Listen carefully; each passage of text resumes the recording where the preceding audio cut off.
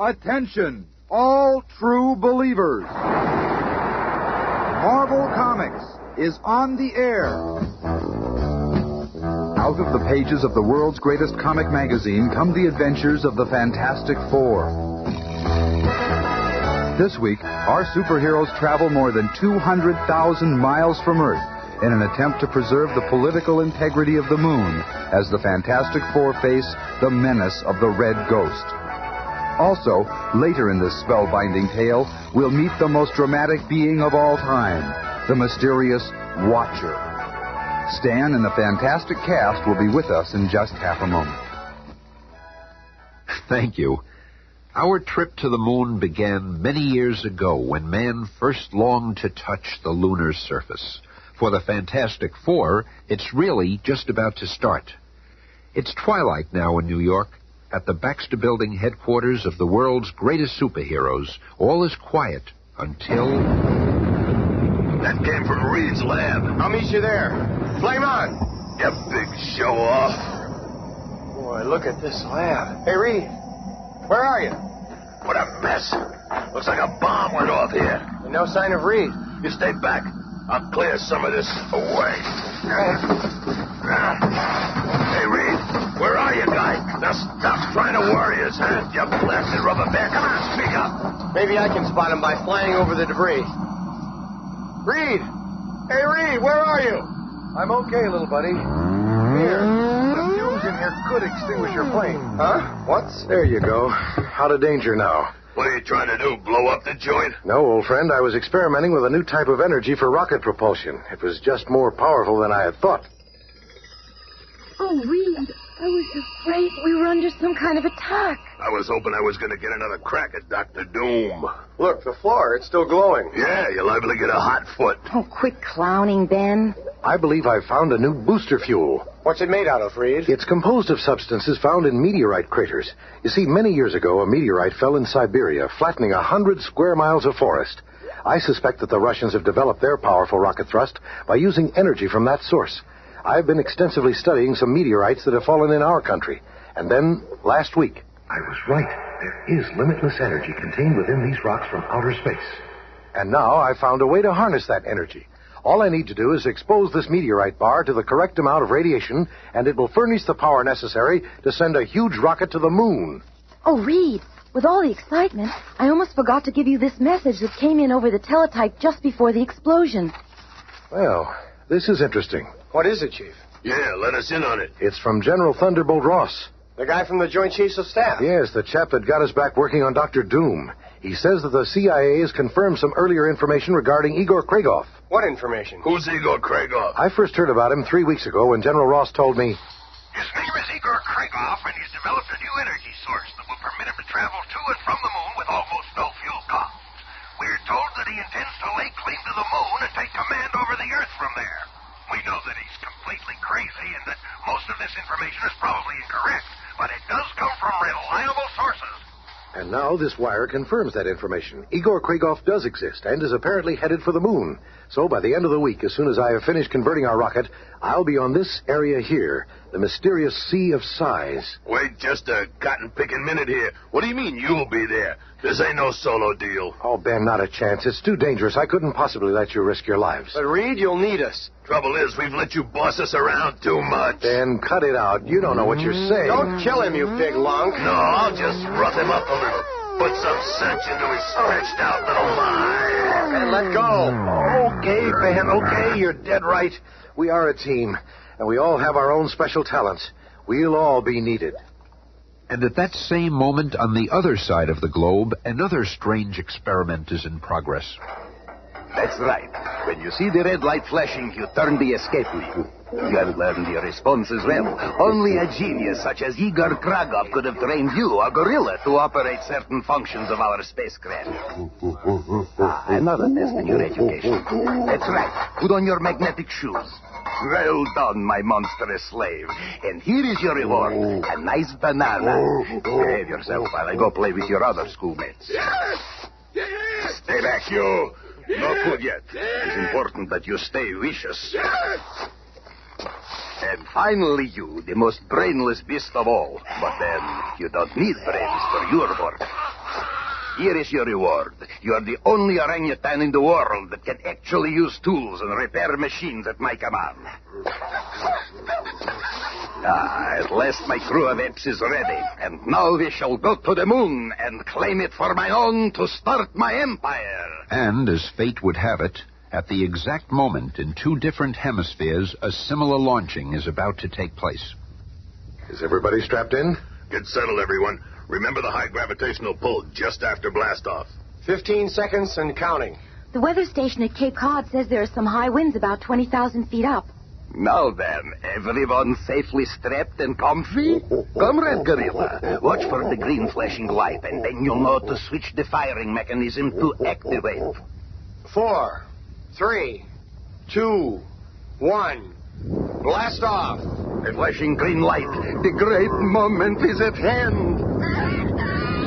But Igor Kragoff's present mission is more than just reaching the moon. Kragoff has studied the history of the Fantastic Four.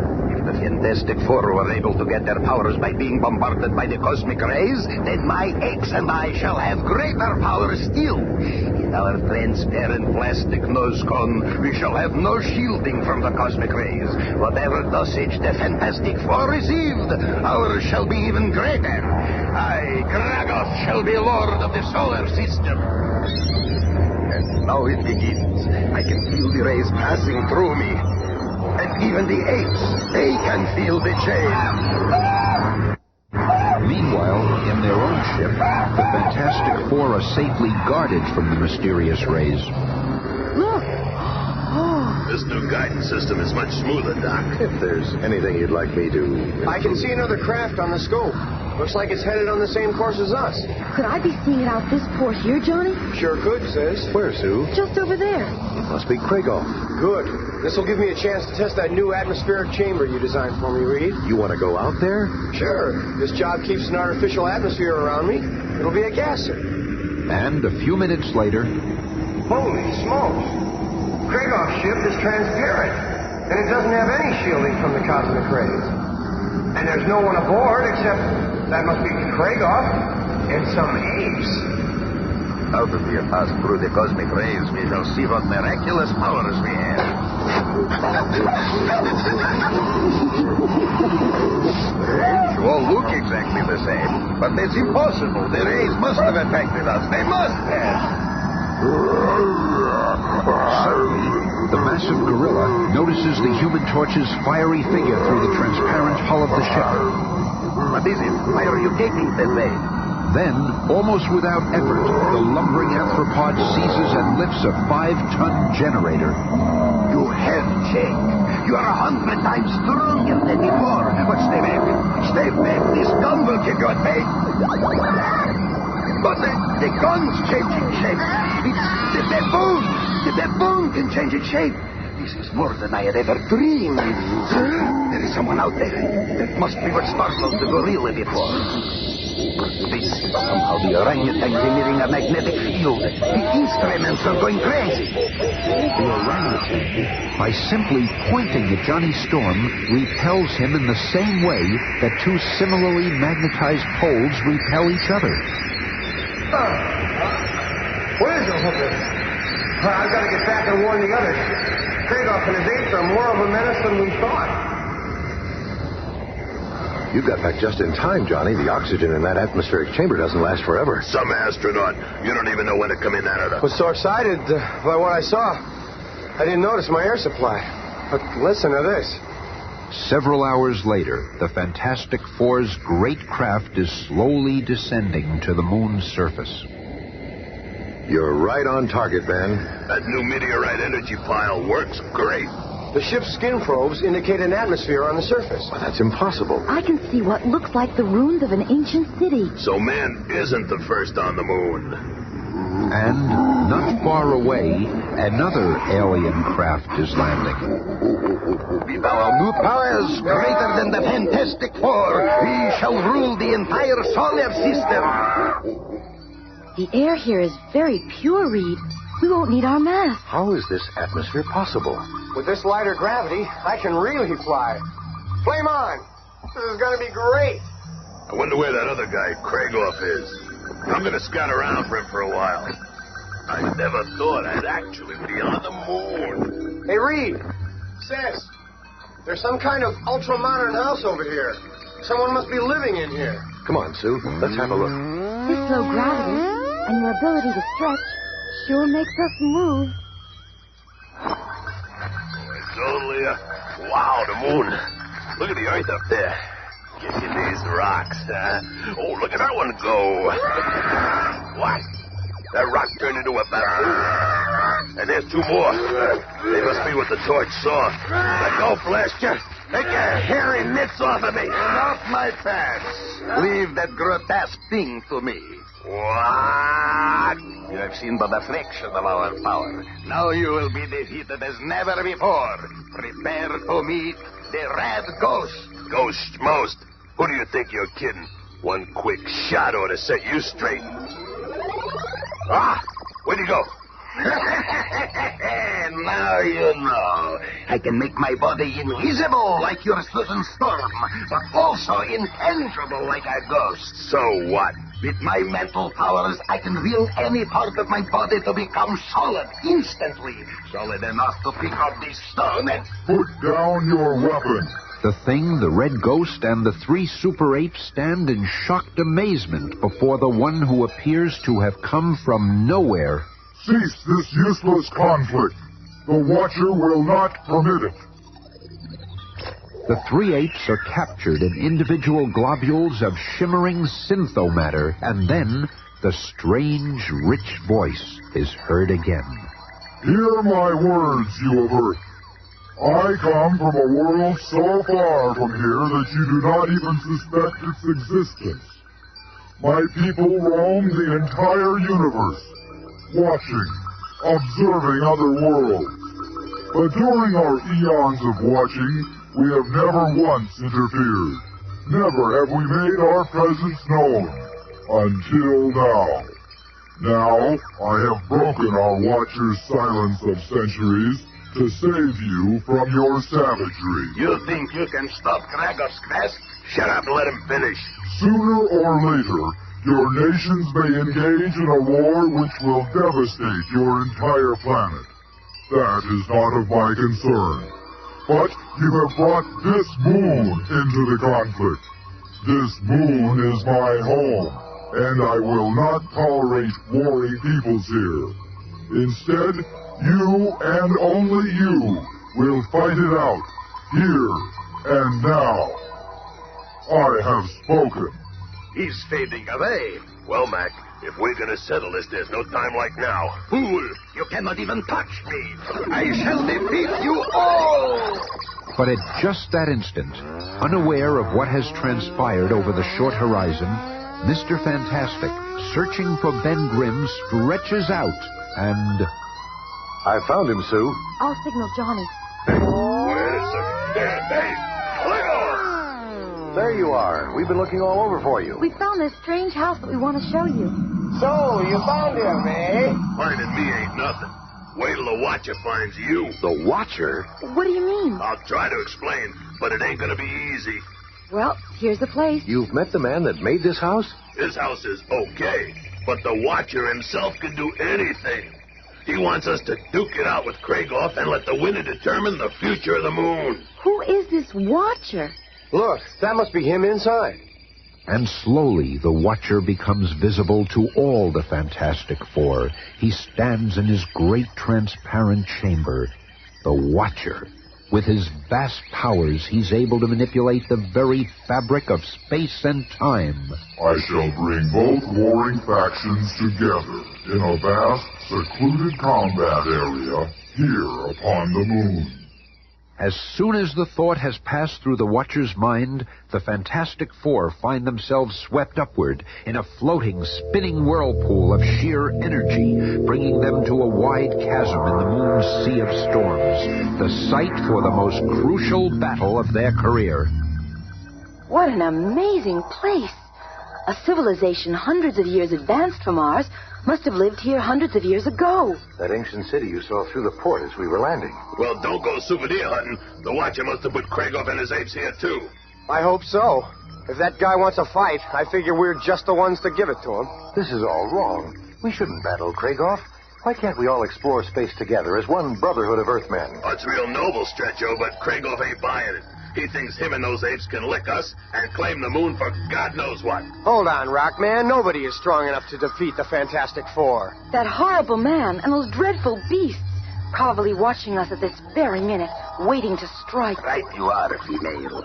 And the first to move shall be the first to experience my freeze gun. See, it covers its target with a gas which turns to ice. Look out, Johnny. If it gets you, you'll... Gallant gesture, but you are sacrificed. And I seize the girl. Oh. He's got Sue. Come on, Matchstick, we're always looking for action. A couple of fireballs ought to warm things up. But the torch meets his first setback when the super baboon becomes a sheet of thick asbestos, smothering Johnny's flame. The thing rushes to Johnny's aid, and the red ghost barks out in other order. A ton of fighting fury in the form of a maddened gorilla springs on the thing.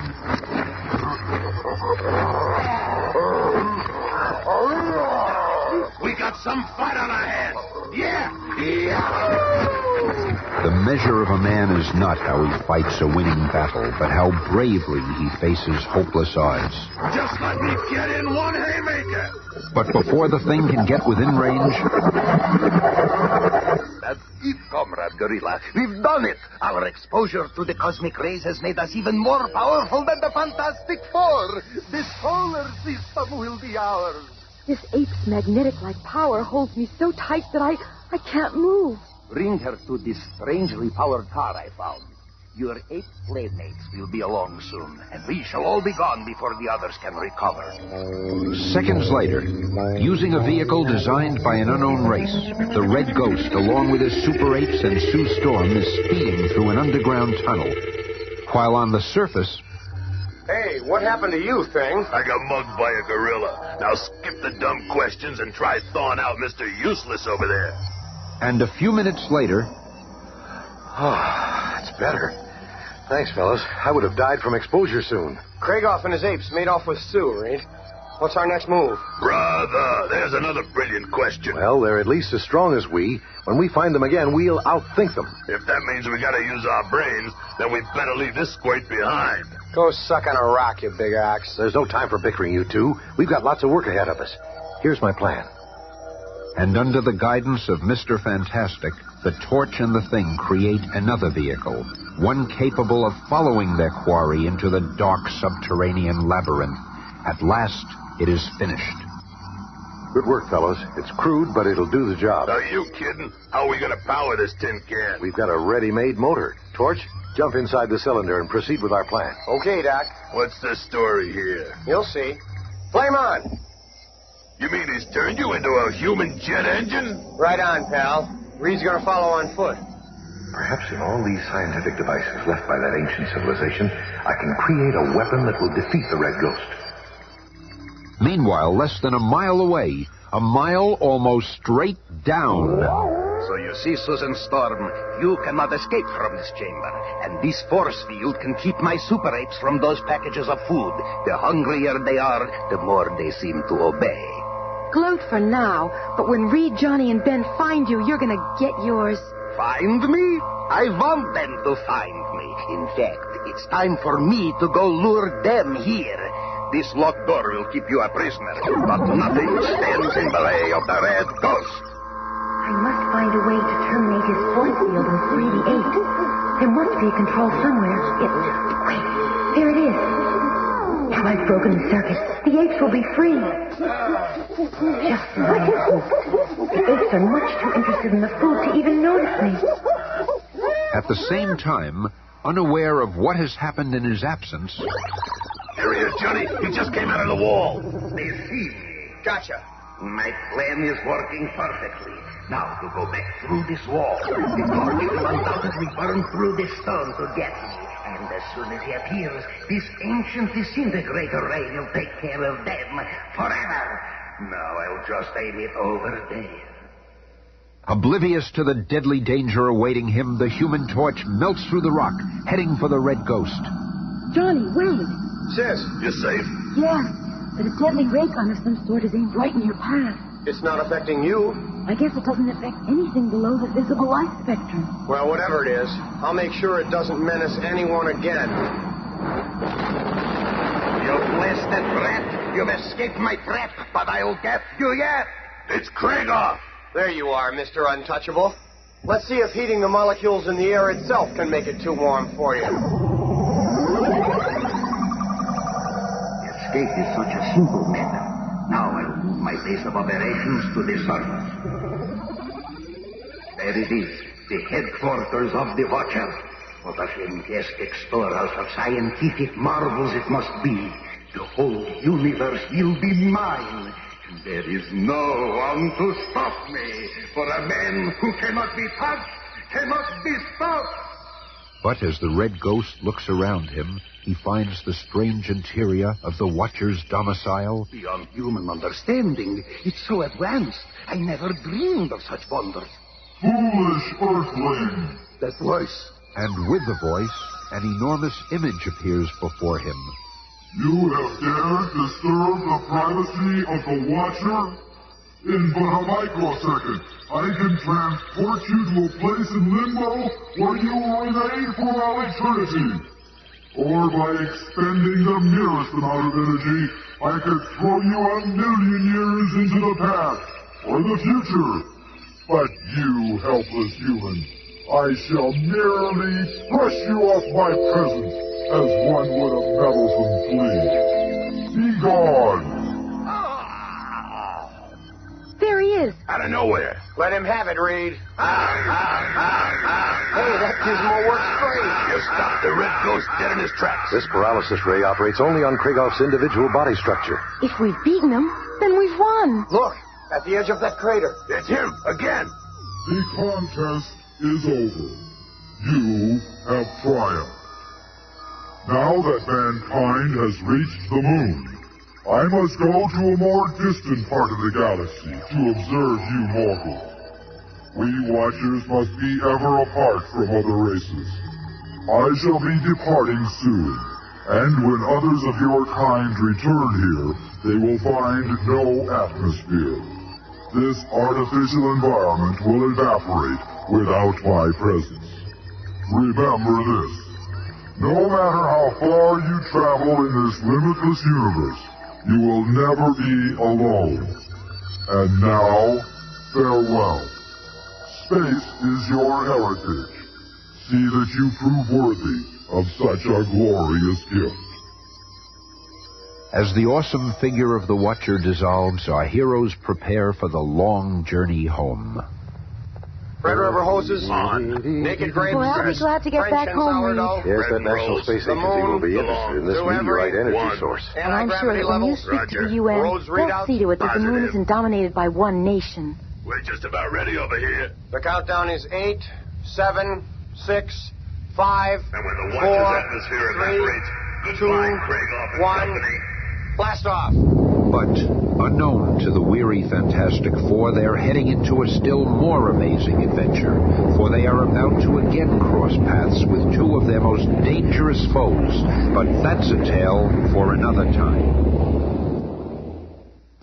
Be here again on Monday at this same time when the Fantastic Four return from the moon, only to face the mighty Submariner and the sinister Puppet Master.